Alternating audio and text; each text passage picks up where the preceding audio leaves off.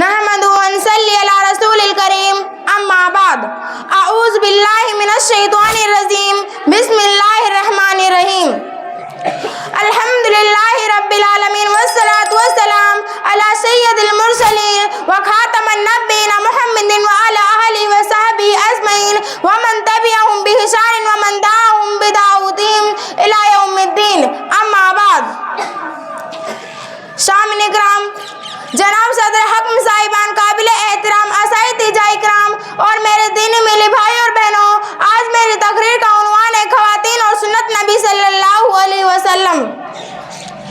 रसूल अल्लाह सल्लल्लाहु अलैहि वसल्लम जिनके के हर कोसे में नामाया, रसूल अल्लाह सल्लल्लाहु अलैहि वसल्लम जिनके के हर कोसे में इत्तिबा के लिए कामिल नमूना है। दीन से मुताल्लिक अहकाम और आदाब हमें जानने और सीखना चाहिए। वो सब आप सल्लल्लाहु अलैहि वसल्लम ने अपनी अमली जिंदगी से हमें बताया और सिखाए हैं, और आप सल्लल्लाहु अलैहि वसल्लम का बताया हुआ हर अमल सुन्नत है। दीन का पूरा मुकम्मल ढांचा सुन्नत रसूल अल्लाह सल्लल्लाहु अलैहि वसल्लम से खड़ा होता है। मसलन नमाज, रोजे, हज, ज़कात और दूसरे अहकाम मनासिक का बुनियादी हुक्म तो कुरान मजीद में दिया गया है, लेकिन उनमें से किसी चीज़ की हजियत व तफसीलें बताई गई है।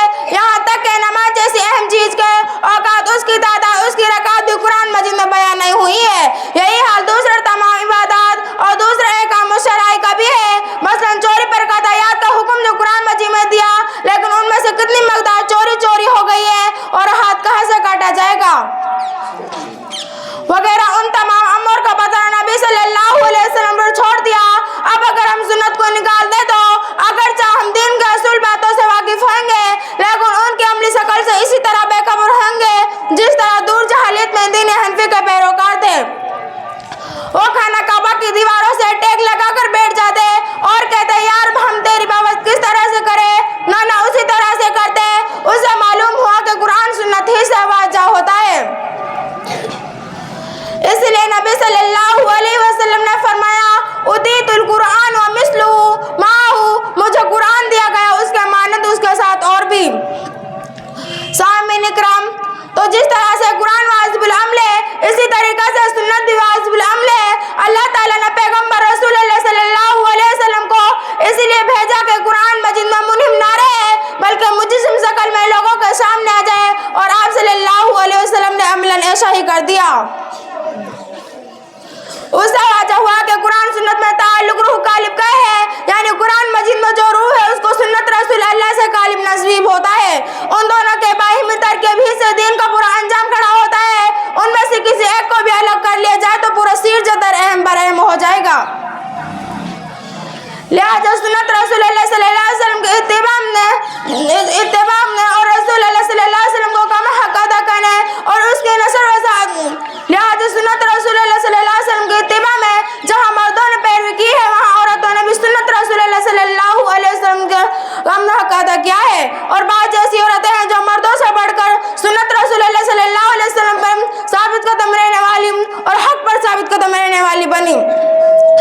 सामीन इकराम, इस्लामी तारीख औरतों और मर्दों ने मिलकर बनाई है। अगर उससे औरतों का हिस्सा निकाल दिया जाए तो वह अधूरी नाकिस रह जाएगी। रसूल अल्लाह सल्लल्लाहु अलैहि वसल्लम ने इस्लाम की दावत दी, मर्दों के साथ औरतों ने भी आगे बढ़कर उसे कबूल किया। उसके लिए हर तरह की तकलीफें उठाई, घर बार छोड़े, अजीज रिश्तेदारों से कट गई। आज मैसे के तूफान में पहाड़ की तरह जमी रही, जानो माल की कुर्बानी और मकबूलियत की दुआएं मांगते और रहावारसी करते हुए आगे बढ़े। अल्लाह ताला ने उनकी दुआएं सुनी। मर्दों के साथ औरतों को भी जन्नत की खुशखबरी दी और दोनों को अपने इल्ताफ व इनामत का मशक ठहराया।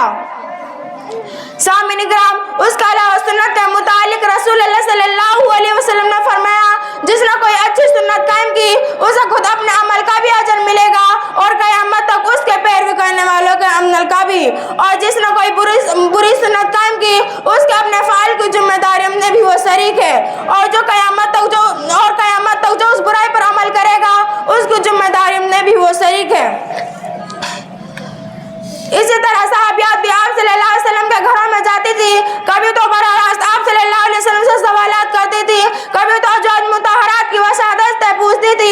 आप सल्लल्लाहु अलैहि वसल्लम भी कभी बराह रास्त जवाब देते थे, और अगर ऐसा करना नामुनासिब होता था तो आप सल्लल्लाहु अलैहि वसल्लम अजवाज़ से फरमाते, वो समझ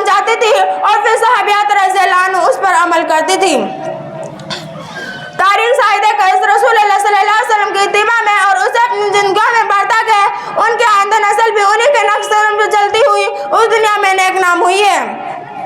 اگر وہ اپنی زندگیوں میں غور و فکر کرے تو ان کی تمام زندگی کے تمام تر مسائل کا حل سنت رسول کی اتباع مجمع ہے۔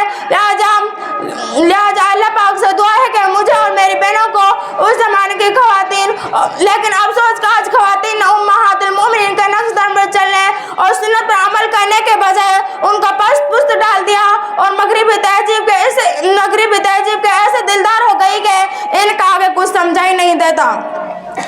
اگر وہ اپنی زندگیوں میں غور و فکر کرے تو ان کی تمام تر مسائل کا حل سنت رسول کی اتباع مجمر ہے۔